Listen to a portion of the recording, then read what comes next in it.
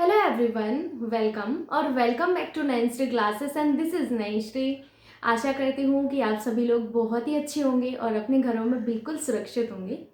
आज की इस वीडियो में मैं आप सभी के साथ सीटेट एग्ज़ाम के लिए लास्ट 15 डेज स्ट्रेटजी यहाँ पर शेयर करने वाली हूँ। ये वो स्ट्रेटजी है जो मैंने यहाँ पर फॉलो की थी।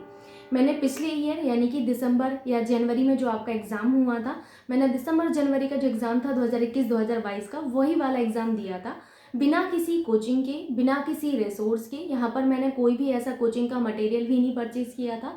बिना किसी कोचिंग के रिसोर्स के ही मैंने यहाँ पर जो है वो एग्ज़ाम क्लियर किया था, वो भी पहले अटेम्प्ट में अच्छे मार्क्स के साथ। तो जो लास्ट 15 डेज स्ट्रेटजी मैंने अपनाई, यहाँ पर एक ऑनेस्ट स्ट्रेटजी मैं आप सभी को यहाँ पर शेयर करने वाली हूँ और मैं आशा करती हूँ कि ये स्ट्रेटजी आप सभी के लिए भी हेल्पफुल साबित हो।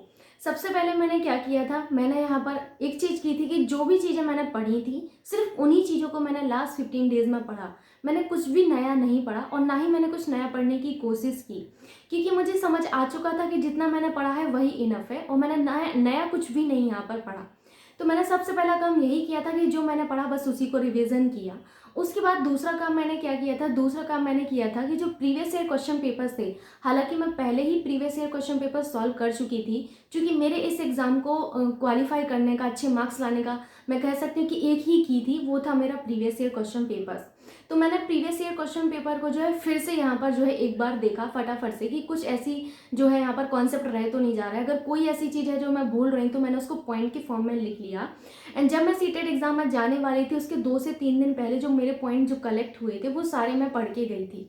चाहे वो मेरे जो है मैंने जो नोट्स बनाए थे उनसे पॉइंट्स निकल कर आए हूँ, या फिर जो मैंने प्रीवियस ईयर क्वेश्चन पेपर्स यहाँ पर लगाए उससे जो पॉइंट्स निकले वो हूँ। तो मैंने दोनों के ही जो अपने शॉर्ट नोट्स थे उनमें बना लिया था इन पॉइंट्स को। उसके बाद मैंने इन्हीं शॉर्ट नोट्स को लास्ट के 2-3 दिन पहले जो अच्छे से पढ़ लिया था और वही पढ़ के मैं चली गई थी। उसके बाद तीसरा काम जो मैंने किया था वो ये था कि मैंने इस समय पे जो टेस्ट होते हैं जिसको आप लोग टेक्स्ट बुक्स वगैरह से देते हैं, मैंने भी टेक्स्ट बुक से ही दिया था सारा का सारा टेस्ट सीटेट के लिए। और मैं कहूँगी कि मेरी सीटेट की सफलता का सिर्फ यहाँ पर आधार जो मैं कहूँगी, एक तो प्रीवियस ईयर क्वेश्चन पेपर था जो मैं ऑलरेडी कह चुकी हूँ, दूसरा था टेस्ट जो मैंने यहाँ पर टेक्स्ट बुक से दिए थे। पर जो लास्ट टाइम था, जो लास्ट 15 डेज थे, उनमें मैंने जो 10 नंबर वाले टेस्ट होते हैं, जो 15 मार्क्स वाले होते हैं, 30 वाले होते हैं, उनको देना बंद कर दिया था, क्योंकि मुझे इतना समझ आ चुका था कि अब लास्ट के 15 दिन बचे हैं। अब यहाँ पर मेरे अंदर हैबिट आनी चाहिए कि मैं 2.5 घंटे बैठ के पेपर सॉल्व कर पा रही हूँ कि नहीं, बिकॉज वो सीबीटी था। पहली बार सीबीटी मोड में एग्जाम हुआ था पिछली बार, तो सीबीटी मोड में बैठना था, आपको पूरा 2.5 घंटे बैठना है, प्रॉपर वहाँ पर सिटिंग आपकी होगी। उसके बाद आप किस तरीके से जो है एग्जाम देते हैं, वो सारी चीज़ें मैं पहले से अपने माइंड में लेकर चल रही थी कि मैं 2.5 घंटे बैठ पाती हूँ कि नहीं। तो मैंने 2.5 घंटे का अपने आप को समय दिया, क्योंकि यहाँ पर आप सभी को लग रहा होगा कि यहाँ पर बैठना तो आसान है, मैं मान सकती हूँ ऐसा, लेकिन सीटेट के एग्जाम में जो क्वेश्चन होते हैं वो थोड़े से लेंदी आते हैं। तो लेंदी क्वेश्चन पढ़ने के लिए आपके अंदर जो है यहाँ पर ताकत होनी चाहिए, आपके अंदर पेशेंस होना चाहिए।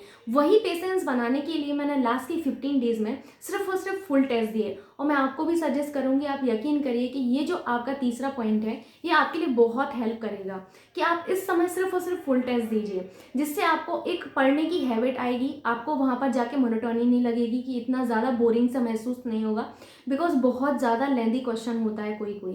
तो यहाँ पर आपको जो है सीखने को भी मिलेगा, जब आप पूरा फुल टेस्ट देंगे तो आपको आइडिया लगेगा कि हाँ आप वहाँ पर भी कर सकते हैं।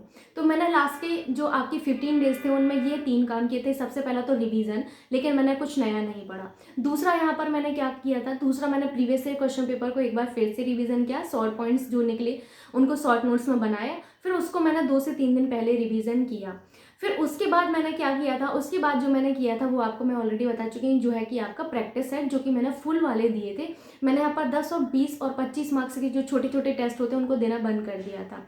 उसके बाद लास्ट बट नॉट लीस्ट मैं आपको यही कहूँगी कि अगर आपको लगता है कि आपकी तैयारी अच्छी हो चुकी है, फिर आप जो रिवीजन कर रहे हैं उससे कुछ कुछ ऐसे पॉइंट्स निकल रहे हैं जो आपके लिए बहुत आपके एग्ज़ाम के लिए बहुत महत्वपूर्ण है और आप भूल रहे हैं उनको, तो उनको A4 शीट पे ज़रूर लिख लीजिएगा।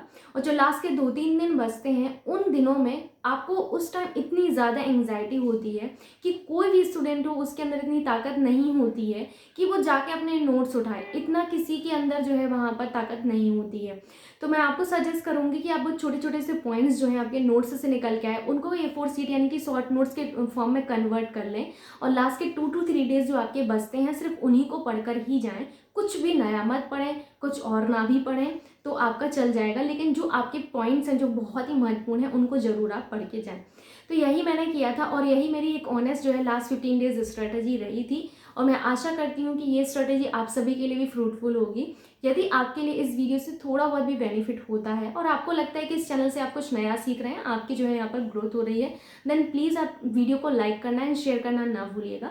आपके ऊपर कोई बाध्यता नहीं है, आपको अच्छा लगता है देन आप कर सकते हैं और अगर नहीं लगता है तो कोई बात नहीं। एंड मिलते हैं नेक्स्ट वीडियो में, तब तक के लिए बाय बाय, टेक केयर।